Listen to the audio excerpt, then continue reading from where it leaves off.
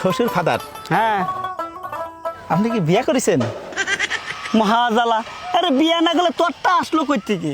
কারে বিয়ে করেছেন? তোর শাউরি রে। তো ঘরে ঘরে আত্মীয় হয়ে গেল না, বাইরে বিয়ে করলে তো একটা নতুন আত্মীয় বাড়তো। ওরে আল্লাহ রে, তুই চুপ কর চুপ কর।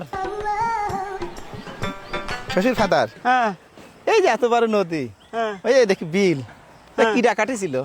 তোর বাপ কাটিছিল। এত মাটি ফেলেছিল কেন? আমি খাইছিলাম রে, আমি খাইছিলাম।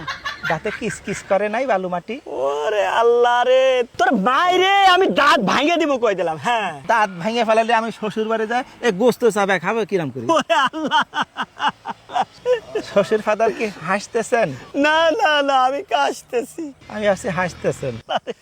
এই ভিতরে আমার কাছে আমার মেয়ে বিয়ে দিয়ে আমি ছাই খাইছি ছাই।